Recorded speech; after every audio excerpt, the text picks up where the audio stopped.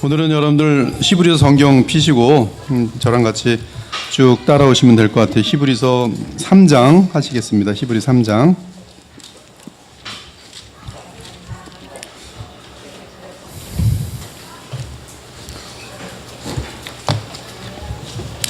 기도하겠습니다.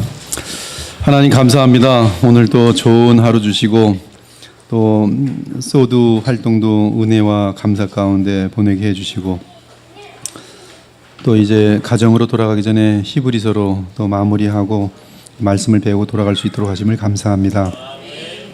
언제나 그러하듯 말씀을 대할 때마다 기쁨을 주시는 주님께서 이 시간에도 우리와 함께 하셔서 말씀을 받들고 또 세상과 가정으로 돌아갈 수 있도록 인도해 주옵소서. 예수님 이름으로 기도합니다. 아멘.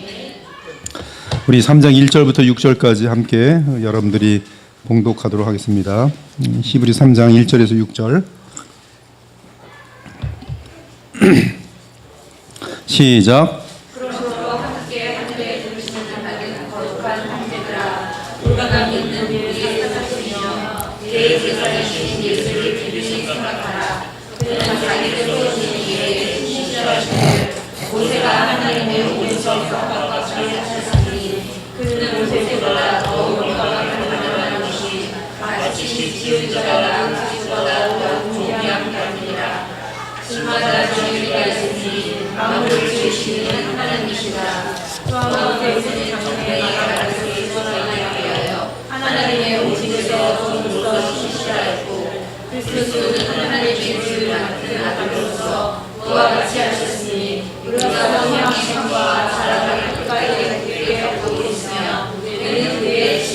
예, 여기 1절에 보면은 그러므로 이렇게 되어 있는데요. 이것은 1장과 2장의 요약이라고 할 수 있겠죠. 1장과 2장의 요약을 앓는 상태 속에서 그러므로라고 그 말이 나오겠습니다. 1장에서는 이제 우리가 더듬으면서 이제 정리를 해보는데요.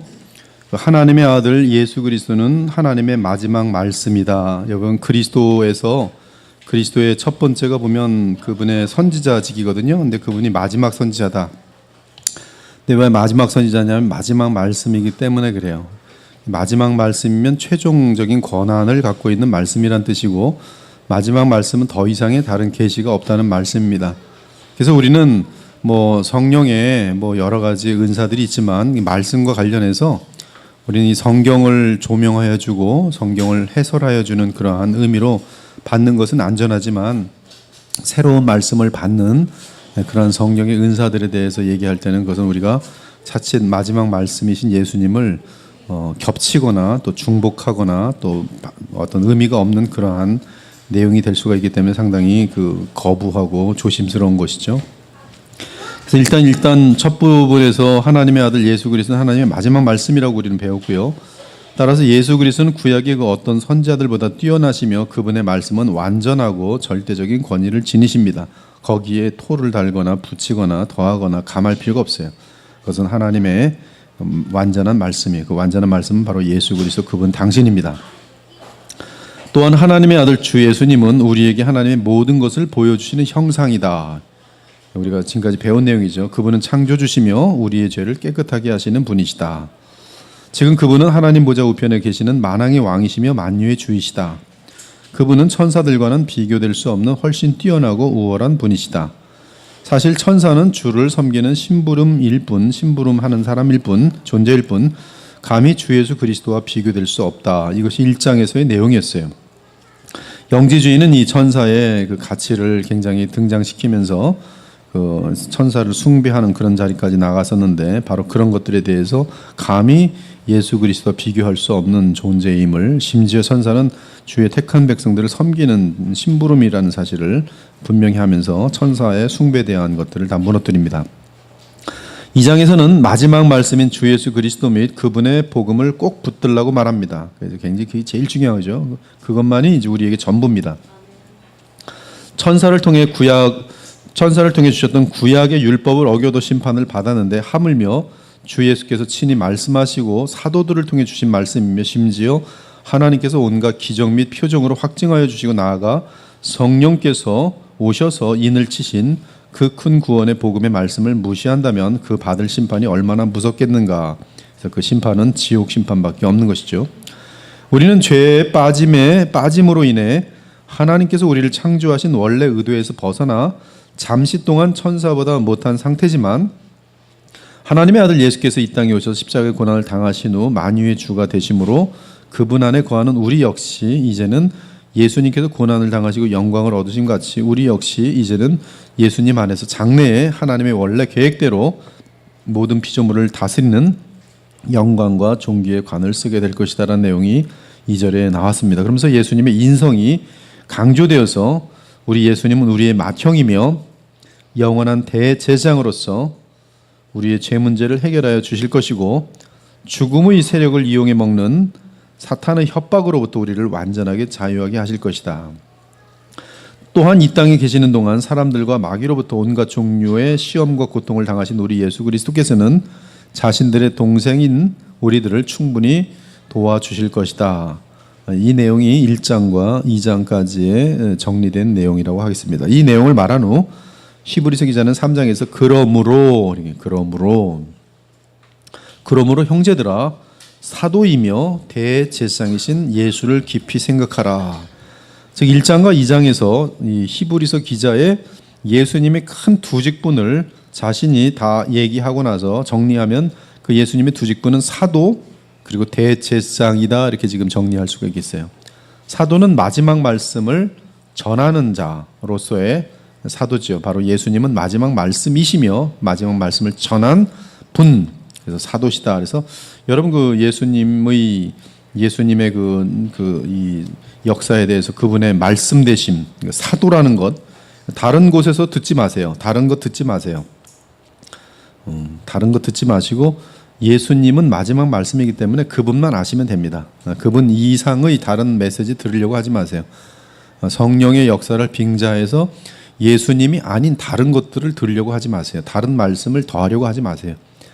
성경으로서 성경에서 마지막 복음을 발견하셨으면 그걸로 만족하세요. 그것이 제일 안전합니다. 제가 뭐 지금 시대에 쓸데없는 그런 뭐 말다툼 같은 거 하고 싶지 않아서 그냥 여러분들에게 안전하게 말을 하는 거예요. 이 그냥 성경이면 족하다는 말씀이에요. 정경이면 족하고 마지막 말씀이 다 담겨 있기 때문에 성경에서 예수님만 만나면 되는 거예요. 그것이 제일 안전한 거예요. 왜? 사도시기 때문에 그래요. 사도가 뭐예요? 보냄을 받은 자예요. 무엇을 위해서? 메시지를 전할 수 있도록 보냄을 받은 거예요. 무슨 메시지를 전했어요? 자신을 전했어요. 그래서 사도.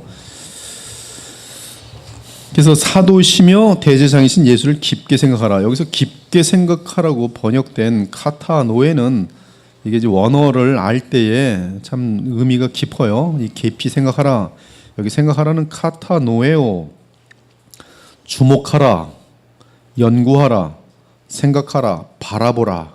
그러면 이게 이제 원어의 뜻이거든요. 그러면 예수님을 연구하라, 생각하라, 바라보라, 주목하라 다 되는 것이. 근데 특히 인격적인 관계 속에서 카타노에오는 내 마음을 주고 그분만 사모하며 생각하라 이 뜻이 됩니다. 하나님이 우리가 토요일 하나님의 뜻에 대해서 다루었는데 하나님의 뜻은 신부된 우리가 예수님만 바라보고 예수님만 생각하기를 원하십니다. 그것이 지금 카타노에오, 깊이 생각하라, 예수를 깊이 생각하라 그 뜻입니다. 잠시 지나치는 눈으로 예수님을 보는 것이 아니라 내 전부가 되는, 사랑해 본 사람들은 다 알잖아요. 여기 지금 아내를 사랑하기를 생명을 다해서 사랑하는 남편들 지금 여기 다 알잖아요. 여기 남편들 앉아 계신 분들은 지금 자기 아내 사랑하기를 생명을 바쳐서 사랑할 만큼 아내만 바라보는 귀한 분들인데요. 이런 분들 참 귀해요. 지금 바람둥이가 전 세계에 너무나 많은 시절에 자기 아내만 바라보는 이 남편들은 얼마나 귀한 분들인지 몰라요. 예, 우리 오병재 목사님 아내밖에 몰라요. 아내. 그 눈이 다른 여자에게 가는 걸 제가 본 적이 없습니다. 근데 그러한 것처럼 우리가 지금 예수님에게 마음과 정성과 그 모든 것을 다 하고면 되는 거예요. 그게 그냥 우리의 삶이면 가장 안전합니다. 그것이 예수를 깊이 생각하라. 깊은 경외 가운데 주인의 명령을 기다린 충성된 군사같이 말씀이 떨어지면 순종할 준비를 하고 바라보라. 이 많은 뜻이 다 들어있어요. 그래서 이 한 구절 가지고 그냥 원어의 뜻을 풀어만 줘도 여러분에게 적용만 되면 아, 예수님을 깊이 생각하라는 뜻이 이 뜻이구나. 그리고 충분히 은혜를 받아요. 맞아. 우리 예수님 최고야. 예수님만 생각해야지. 예수님만 존경해야지. 예수님 말씀하시면 순종해야지. 그러면 되는 것이. 우린 예수 그리스도로부터 그분의 말씀으로부터 그분이 전해준 복음서에서 우리의 마음과 눈과 관심을 절대로 떼지 않아야 합니다. 뭐든지 예수의 오직 예수입니다. 믿으십니까? 오직 예수예요.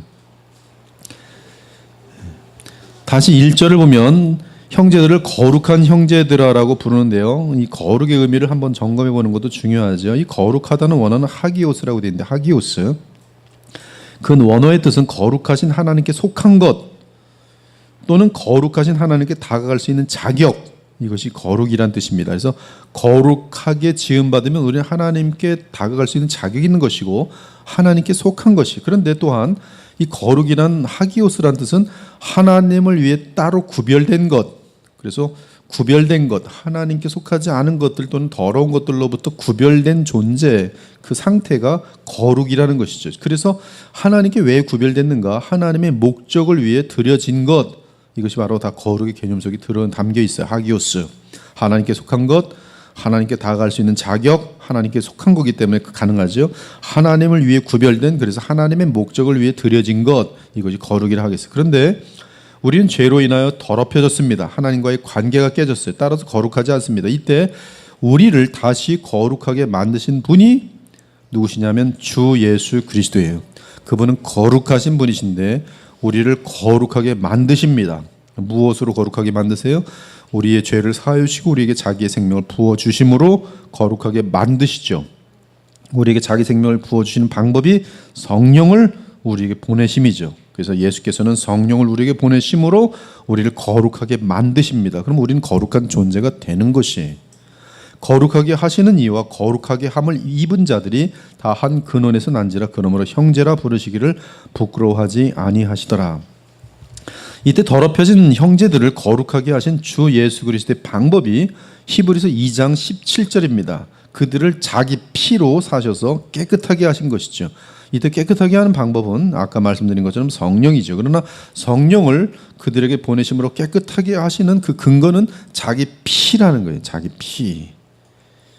이걸 성경을 구속이라고 말합니다. 속량이라고 말합니다.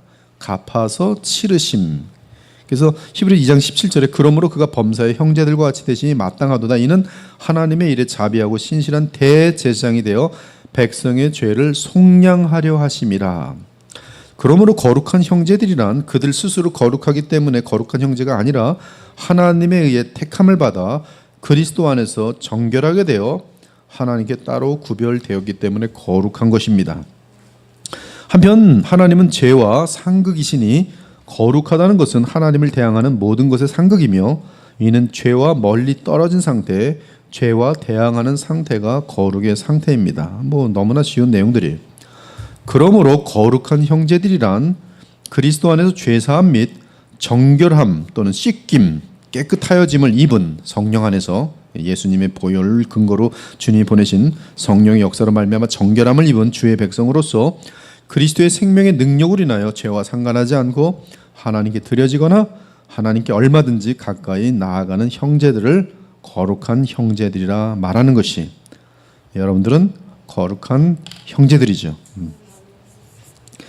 저도 이 성경이 말하는 거룩한 사람이 더욱더 되고자 해요.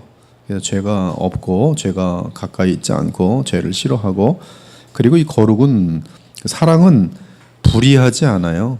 불의하다는 것은 더러움입니다. 즉 하나님 말씀을 벗어나는 행위들이 불인데요.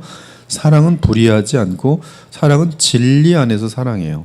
그래서 이 사랑은 거룩 속에서의 사랑입니다. 성경의 사랑은. 근데 많은 사람들이 사랑을 빌미로 해서 죄와 거룩하지 않은 것들을 막 껴안는 그런 개념을 갖고 있는데 그것은 성경적이지 않아요. 우리가 죄를 지은 사람을 용서하고 받아주는 것이 사랑이죠. 그러나 용서는 그가 죄의 상태에서 나올 수 있도록 돕기 위한 하나의 과정이지. 그래서 내가 너를 용서할 테니 다시는 그러지 마라. 이것이 용서의 전제죠. 이게 거룩할 수 있도록 인도해 주는 게 사랑이지. 그래, 넌 죄졌어? 오늘 살인죄졌어? 잘했다, 난 너 용서할게. 너 내일도 살인죄. 이거는 사랑도 아니란 말이에요. 그러나 많은 사람들이 그걸 사랑으로 오해하고 있어요. 거룩과 사랑은 이것은 붙어 있는 것입니다. 붙어 있는 거예요. 성경에서 말하는. 또한 거룩과 관련하여 우리 마음에 새겨야 하는 것은 우리가 거듭날 때 거룩한 예수 그리스도의 생명이 우리 속에 임한다는 사실입니다. 이것이 대단히 중요한 것이, 구약의 표현으로 하면 우리 마음이 할례를 받는 것이죠.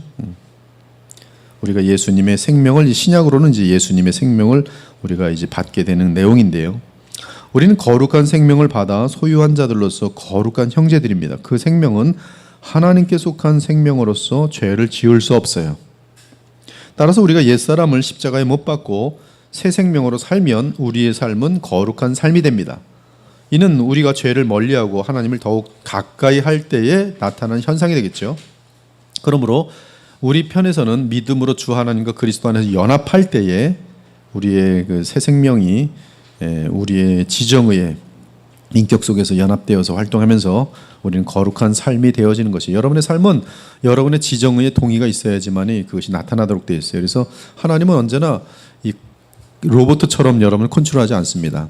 하나님은 우리에게 거룩한 생명을 심기셨고 그 거룩한 생명은 일종의 그 에너지거든요. 생명 있는 에너지란 말이에요. 근데 그 에너지가 무엇을 통해 나타나냐면 여러분이 동의를 해야 돼요.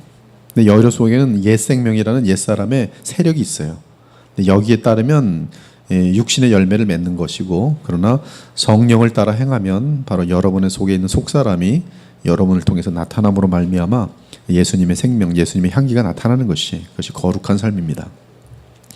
그런데 1절을 보니까 함께 하늘의 부르심을 받은 형제들아라고 부르고 있습니다. 1절에 보니까 3장 1절에 쉬운 성경은 여러분은 모두 하나님께서 부르신 사람들이다라고 번역해 놨어요. 원어로는 하늘의 부르심에 참여한 자들이라고 말합니다. 즉 우리가 그 큰 구원을 받아 주 예수 그리스도처럼 모든 만물을 다스린 영광과 존귀에 들어가는 것은 오직 하나님의 부르심에 의해 시작되었음을 분명하게 하는 것이, 하나님의 부르심이 여러분의 구원의 시작입니다. 그 주권이 누구에게 있어요? 하나님께 있어요. 우리 안집사님께서 이렇게 날마다 예수님을 향하여 성장하는 것은 그 주권이 하나님으로부터 시작됐어요. 그리고 얼마나 럭키한 분입니까? 저도 마찬가지, 여러분 모두예요. 여러분이 도대체 누구길래 여러분보다 잘생기고 머리도 좋고 착하고 이런 사람들은 부르심을 받지 않고 우린 참 못됐는데 부르심을 받았어요. 그래갖고 여기 와서 변화되고 있어요. 하나님이 주권이, 하나님의 부르심, 그렇죠? 하나님이 부르셨기 때문에 된 거예요. 그러므로 하나님의 부르심은 전적인 하나님의 주권입니다. 그러므로 나의 나된 것은 하나님의 주권이, 부르시지 않았으면 아무것도 아닙니다.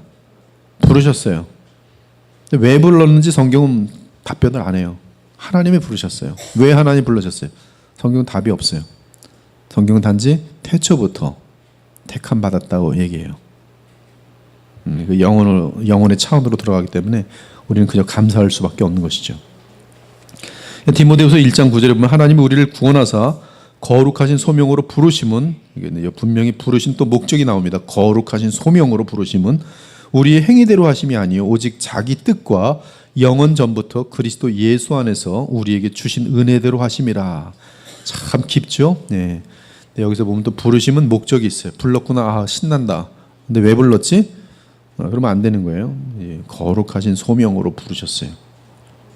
즉 하나님은 부르실 때 기대가 있으신 거예요. 기대. 부르신 자들을 향한 기대가 있어요. 그 기대는 첫째는 여러분 각자가 예수님을 닮아가는 것. 둘째는 여러분이 서로 사랑하는 것. 이 두 가지예요. 여러분이 예수님을 닮아가고 그리고 서로 사랑하면서 하나가 되면 하나님은 기뻐하십니다. 하나님께서는 많은 열매를 주실 것이에요. 기대가 이 두 가지예요. 이 사랑은 하나님의 나라 확장과 이런 것들과 다 연결되게 되어 있어요. 그래서 에베소 4장 1절 이하를 보면 그러므로 주 안에서 갇힌 내가 너희를 권하노니 너희가 부르심을 받은 일에 합당하게 행하여, 부르심을 받은 자들아 마땅히 너희들이 할 일이 있는데 그것은 2절을 모든 겸손과 온유로 하고 오래 참음으로 사랑 가운데서 서로 용납하고 평안에 매는 줄로 성령이 하나 되게 하신 것을 힘써 지키라. 몸이 하나요 성령도 한 분이시니 이와 같이 너희가 부르심의 한 소망 안에서 부르심을 받았느니라. 같은 소망을 가진 자들이 하나가 되는 것. 요한일서를 보면 여러분이 사랑함이 예수님의 세 계명이에요. 근데 거기 보면 사랑의 대상이 놀랍게도 여러분들끼리 구원받은 사람들끼리 서로 사랑하는 것이에요. 요한복음에도 보면 너희들이 서로 사랑하면 세상이 너희들이 내 제자인 줄 알리라 그랬어요. 여러분이 그리스도의 사랑을 가지고 1차적으로 뜨겁게 하나가 되게 사랑해야 되는 것은 구원받은 사람들끼리 사랑해요. 왜? 그들은 다 예수님의 보혈로 값주고 사신 바 된 굉장히 존귀한 사람들이기 때문에 그래요. 그리고 우리의 사랑은 불신자들 향하여 어떻게 나타나냐면 그런 하나님의 그 일반 자비의 모습으로 나타나요. 오래 참고 용서해주고 돌아오도록 기도해주고. 그래서 하나님께서 선인과 악인에게 비를 내리시고, 그렇죠? 태양을 비춰주는 것처럼 우리는 또한 그런 사랑으로 세상 사람들을 향해서 사랑을 나타내지만 그 사랑과 우리가 함께 공동체를 이루는 진실한 주의 백성들과의 사랑은 굉장히 달라요. 예수님의 명령은 공동체에서의 서로의 사랑이에요. 서로 하나 돼야 됩니다. 그래서 이런 하나됨을 깨는 것은 그 고린도전서 3장에 보면 하나님이 굉장히 싫어하세요. 거기 보면은 성전을 허무는 자들 했는데 그 성전을 허무는 것은 고린도전서 6장하고 다른 개념입니다. 고린도전서 6장은 성적으로 이 더러운 그러한 여인들과 하나가 됨으로 말미암아 성전을 더럽히는 것을 바라고 고린도전서 6장 19, 20절 뭐 그 정도 되고요. 그 다음에 이 고린도전서 3장 한 16절 정도 보면 여기서 하나님의 성전을 더럽힌다는 것은 미움과 시기로 당을 만들고 갈라지게 만드는 것을 말해. 성전을 파괴하는 거예요. 근데 이러한 자들에 대해서 하나님이 결코 가만두지 않겠다고 되어 있어요. 하나됨을 하나님은 소중히 여깁니다. 하나됨은 바로 이 예수님을 닮아갈 때 더더욱 하나가 되도록 되어 있어요. 근데 이러한 하나님의 부르신 사명을 잘 감당할 때 상이 약속됐어요. 영광이 약속되어 있어요. 따라서 빌립보서 3장 10절에 보니까 표대를 향하여 그리스도 예수 안에서 하나님이 위에서 부르신 부름의 상 불렀어요. 뭘 보여줘요? 상을 보여줍니다. 그렇죠? 그리고 사명을 알려주는 거예요. 사명은 뭐예요? 상을 보여주고 사명은 우리에게 예수님을 닮아라, 거룩하라, 그 다음에 서로 하나 되라. 그리고 우리가 서로 하나가 되면요, 하나님께서 교회를 통해서 엄청나게 많은 구원의 역사들을 일으킬 것이에요. 그러므로 우리는 우리를 부르신 하나님의 부름을 철저하게 붙들고 그 부름을 이루려고 최선을 다해야 할 것이에요. 그러므로 형제들아 더욱 힘써 너희 부르심과 택하심을 굳게 하라. 왜 불렀는지 왜 택하였는지 그것을 분명히 하라는 것이. 너희가 이것을 행한즉 언제든지 실족하지 아니하리라.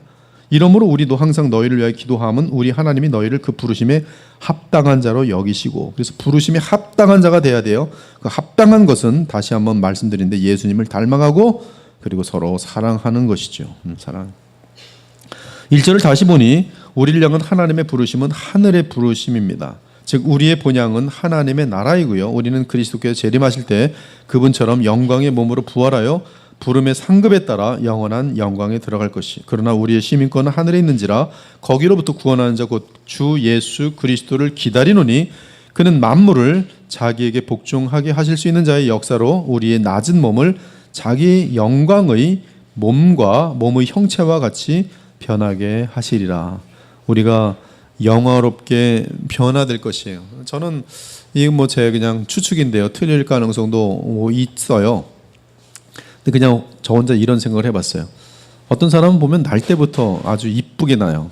그리고 특별한 그 변화가 없으면 잘 자기를 가꾸고 하면은 나이가 들어서도 이쁘고 또 나중에서도 보면 또 이쁘게 마무리하고 참 영광스럽더라고요.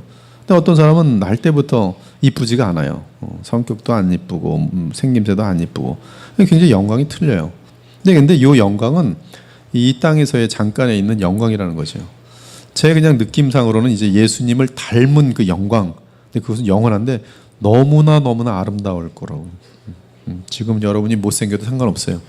예수님을 닮아 있으면 이제 여러분이 부활체를 딱 입는데 부활체가 못생긴 그 부활체로 다시 저 사람 저생에 살 때도 못생긴데 왜 부활했는데 또 못생겼는데 이게 아니고 지금 예수님을 닮아 있는 모습으로 그 영광으로 영원한 영광으로 너무나 잘생기고 너무나 아름답고 이 묘리라는 것은 질서거든요. 하나님이 창조하신 질서 속에서 최고의 그 묘들이. 그래서 우리 이여범 지사님이 이제 말씀에 충성해서 잘하면 이제 부활할 때는 너무 잘생긴 우리 남편이네 아마 가집사님 그래 볼 거예요. 영광을. 반면에 지금 너무나 잘생겼지만 제대로 하지 못하면 뭐 부활의 영광에 다 들어갔으니까 다들 멋있겠지만 영광이 틀린 거지. 영광이 못생길 것 같아 좀. 제 생각입니다. 다른 영광으로 나타나겠죠. 물론 그 권세랄지 어떤 그런 하여튼 이러면 차이가 대단히 큽니다. 되게 커요. 그래서 예수님의 영광은 무한하게 엄청나겠죠. 그 부활체의 영광 또 하나님 되심 그런 하나님의 영광이 그와 또 함께 하시기 때문에 온 우주 가운데 온 우주를 비치는 그러한 예수님의 영광이 중심에 있을 것이고요. 그것은 보이는 세계, 피조의 세계를 있으면서도 또한 창조의 세계랑 그건 우리가 알 수 없는 그러한 연결고리가 되면서 영원히 존재하는 그런 에베소 1장 10절에 보면 하늘에 있는 것들과 땅에 있는 모든 것들을 통일시키는 분으로 계시고 우리는 그분을 새 인류의 머리로서 그 아래서 영원히 존재하는 그러한 영광스러운 부활체를 입은 그러한 사람들로 영원히 살게 될 것이. 이제 1절 중반에서 아까 말씀드린 것처럼 그 1절 중반에서 사도와 대제사장으로 소개를 했는데요. 거룩한 형제들인 우리는 그분을 사도와 대제사장으로 고백한다고 말합니다. 사도와 대제사장.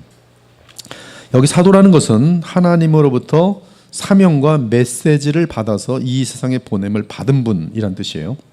사도라는 것은 하나님으로부터 사명과 메시지를 받아 이 세상에 보냄을 받은 분. 사명은 십자가의 죽으심이요 메시지는 그 십자가가 너희의 죄사함을 위한 것이다. 바로 구원에 대한 메시지죠. 이때 사도는 대변인 및 대사이기 때문에 보내신 분의 모든 권한을 갖게 됩니다. 따라서 예수님을 거부하는 것은 그분을 보내신 하나님을 거부하는 것이 돼요. 그러므로 예수님을 믿지 않고 하나님을 믿는다는 것은 다 가짜입니다. 그것은 이 귀신의 가르침이에요. 오직 성경이 보증하는 참 하나님과의 만남은 그가 보내신 예수 그리스도를 통해서만 그분의 메시지를 받음으로만 하나님을 영화롭게 하며 하나님을 믿는 것이 돼요. 그렇지 않고서는 아들을 부인할 때는 하나님 아버지를 부인하는 것이 됩니다.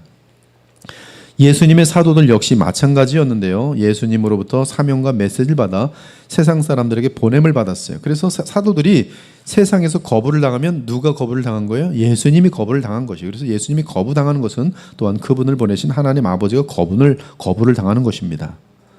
그러면 예수님은 하나님께로부터 어떤 사명과 메시지를 받았는가? 2장에서 헤브리서 2장에서 그분의 사명이 잘 묘사되어 있었는데 그 사명은 고난 및 죽음을 맛보심을 통해 주의 백성의 죄를 구속하여 그들의 죄 문제를 해결하여 주고 이로 인하여 원래 하나님의 의도대로 그들을 영화로운 상태로 회복시켜 주는 것. 영화로운 상태로 회복시켜 주는 것. 또한 그들을 거룩하게 하셔서 자신과 하나가 되게 하기 위함이며 또한 죄와 죽음과 마귀를 이기게 하기 위함입니다. 한편 그분이 전달하는 메시지는 요약하면 복음, 멋있는 표현을 하면 십자가의 도, 다 같은 게 새 언약, 마지막 말씀. 이것이 지금 사도인 예수님이 전달하는 메시지. 나를 믿으면 영생이요, 나를 믿지 않으면 멸망이. 그것이 예수님의 메시지입니다. 예수님 자신이 하나님의 마지막 메시지, 새 언약이. 새 언약이 뭐예요? 나를 믿으면 영생이요, 나를 믿지 않으면 구약의 율법을 어겼어도 그렇게 하나님의 진노를 당하였거늘 나를 믿지 않고 거절하면 영원한 진노를 당하는 것. 그것이 새 언약이 복음입니다. 십자가의 도에. 이것이 사도의 개념이. 그러므로 예수님이 사도라는 마지막 사도라는 것을 분명히 붙들면은 이것을 붙든 상태 속에서 옆에서 툭툭 건드리는 것들을 신경 쓰지 않으셔도 돼요. 그래서 무슨 이재록처럼 무슨 내가 천사장을 보내겠다는 예수님의 말씀을 계시를 통해서 받았다. 이런 거 지금 1988년인지 84년인지 MBC에서 촬영하러 갔는데 뒤에서는 연막을 쫙 펼치고 본 사람인지 모르겠어요. 나이 드신 분들. 그 당시에 전 세계를 흔들었던 거니까. 이 한국을 흔들었던 사건들이 몇 개 있어요. 하나는 1992년 10월 30일 다미성교회 벌떡벌떡 뛰면서 휴거되려고. 그 또 텔레비전에 또 딱 중계가 돼요. 한 사람도 휴거되나 보자. 한 사람도 안 돼요. 그 다음에 두 번째가 이재록 구민. 지금 뭐 이재록 요새 지금 난리잖아. 지금 감옥 들어가고 그런 뭐 천사장이 나타나서 말씀해 주셨네. 예수님께서 뭐 천사장을 뭐 5을 데려왔더니 4을 데리고 뭐 이 교회 구로 만민 교회에 임하기로 하셨네. 그래서 MBC가 다 가서 촬영하고 있는데 뭐 연막 전술을 펴서 뭐 김들은 뭐 수증기들을 쫙쫙 하고 뭐 조명들이 있는데 예수님이 오긴 몰아요. 그랬더니 갑자기 연기시켰네. 뭐 많아요. 이러한 말들에 미혹되지 말라는 거예요. 지금 예수님께서 마지막 말씀이니까 성경만 있으면 돼요. 성경을 좀 많이 읽으세요. 성경을 더 많이 읽고 더 많이 읽어서 여기 안에서 실행하고 순종하려는 마음이 중요한 것이지, 자꾸 뭐 무슨 뭐 무당이 무슨 말을 했다, 무슨 사람이 성령 받아서 무슨 말을 했다, 뭐 예언의 은사가 무슨 말을 했다, 이런 데 속지 말라는 얘기예요. 성경 읽으시면 돼요. 그래서 성경 읽고 자꾸 순종하려고 하세요. 거룩해지려고 하세요. 그게 하나님이 원하시는 것이에요. 여러분이 알면 뭘 하겠습니까? 주님께 순종하면, 순종에는 주님을 믿는 믿음이 들어있는 거기 때문에 하나님께서 보장하시고 복을 내리실 수밖에 없는 것이에요. 믿고 순종함이 우리에게 전부인 것이지, 무슨 뭐 많은 것들을 깨달아봤자 이 성품이 변화되지 않으면 아무런 의미가 없어요. 교회 수만 명 모아놔도 거룩한 능력을 나타내지 않으면 아무런 의미가 없어요. 제자들은 이 선생의 그 정도를 넘어가지 못합니다. 그러니까 그 선생이 죄를 다스리지 못하면 그 밑에서 배우는 사람은 한 사람도 죄를 다스릴 수 없도록 되어 있어요. 복음의 능력으로 죄를 이기는 법을 모르는 거예요. 그걸 모르는 가운데 백날 무슨 내가 꿈을 꾸었더니 예언됐더니 영적으로 뭐니 백날 얘기해봤자 그거 듣는 사람들 뭐 신기한 걸 보는 것 같지만 아무런 능력이 나타나지 않아요. 그러니까 말씀만 붙들고 말씀에 나 자신을 굴복시키고 믿음으로, 내 지성으로는 이게 와닿지 않아도 순종하고 이렇게 나아가면 되는 것이에요. 많은 신앙적인 체험가들도 필요 없습니다. 하나님의 마지막 말씀을 믿는다면 그분 말씀을 붙들고 가는 것이 중요한 것이라는 것이죠. 둘째는 히브리서 기자는 예수님을 대제사장으로 소개합니다. 대제사장은 하나님의 백성들의 죄 문제를 해결해 주시는 직분입니다. 앞에서 살펴봤지만 우리 예수님께서 사람이 되신 이유는 우리의 죄 문제를 해결하기 위한 대제사장이 되시기 위함이었어요.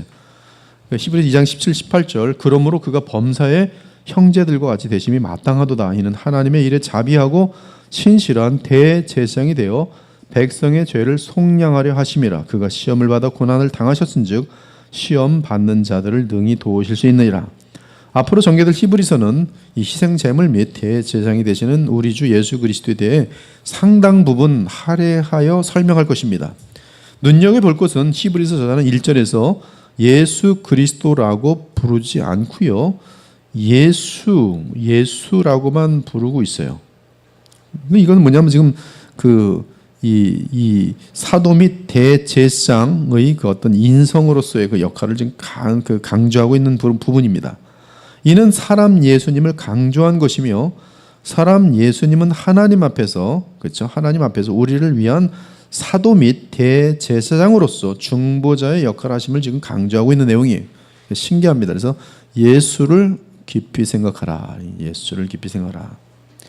디모데전서 2장 5절 이하를 보면 하나님은 한 분이시요 또 하나님과 사람 사이에 중보자도 한 분이시니 곧 사람이신 그리스도 예수라. 그리스도는 중보자입니다. 중보자예요. 그리스도는 하나님이시면서 사람이신 예수 그리스도께서 그 중간에서 중보하는 것인데, 인간을 위해서는 그분은 대제사장, 또 선지자, 왕, 그것은 사람으로서 우리를 대표하고 계신 분이기 때문에 사람이신 그리스도 예수라라고 말하고 있어요. 그가 모든 사람을 위하여 자기를 대속물로 주셨으니 기약이 이르러 주신 증거니라. 즉 단순하게 예수라고 1절에서 부른 것은 주 예수 그리스도의 사람 되심을 강조하기 위함이며, 사람으로서 대제사장이요 사람으로서 사도로 보냄을 받은 예수님을 말한 것입니다. 다르게 말하면 그분은 우리의 맏형이에요. 그러므로 형제들아, 사도이시며 대제사장이신 예수를 깊이 생각하라. 오늘 여기까지만 하고 다음 주에 계속 모세와 예수님에 대한 비교를 하도록 할게요. 얼굴이 갑자기 너무 좋아졌어요 지금. 와, 여기까지 한다니 갑자기 그렇죠. 항상 휴강이란 건 아니면 좀 일찍 끝난다는 건 다 기쁨이 되는 거예요. 기도하고 마치겠습니다. 하나님, 오늘도 히브리서 3장 1절의 내용을 다루었는데 참 감사합니다. 저희들로 하여금 사도이신 우리 예수님, 영원한 대제사장이신 우리 예수님, 그것이 1장과 2장에서 히브리서 기자가 말하려고 하는 요약인 것을 알고 마지막 말씀이며 하나님의 최종 권위의 말씀인 우리 예수님을 가장 소중히 여기고 예수님만 사랑하고 예수님만 붙들고 예수님을 깊이 생각하는 진실한 주의 백성들로 인도해 주시기 바랍니다. 거기에 복이 있고 거기에 지혜가 있고 우리 예수님은 하나님의 지극한 가장 깊은 지혜인 줄 저희들로 알고 있사오니 예수님 안에서 하나님의 세계를 보며 예수님 안에서 모든 것을 알 수 있는 줄 믿습니다.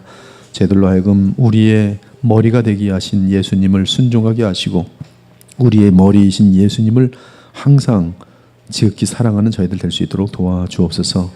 우리가 누구한데 이렇게 하나님의 아들께서 사람이 되셔서 우리에게 찾아오시고 십자가에서 우리의 죄를 대신하여 죽으셨는지요. 그 예수님의 한없는 사랑과 은혜를 헤아릴 수 있도록 도와주시고 또 그러한 아들을 우리에게 보내신 하나님 아버지의 무한하신 사랑을 저희들로 알 수 있도록 하셔서 그 사랑에 감동되고 그 사랑에 우리 마음이 녹아서 저희들도 예수님과 같은 삶을 살아갈 수 있는 은혜를 허락하여 주옵소서. 저희들로 서로 사랑하길 원합니다. 믿는 자들이 서로 사랑하길 원합니다. 오늘도 가정으로 돌아가 많이 사랑하게 하시고 감사하게 하여 주시옵소서. 또 다음 주 만날 때까지 주의 은혜가 충만하길 바랄 때 예수 그리스도 이름으로 기도 올려옵나이다. 아멘. 예, 감사합니다.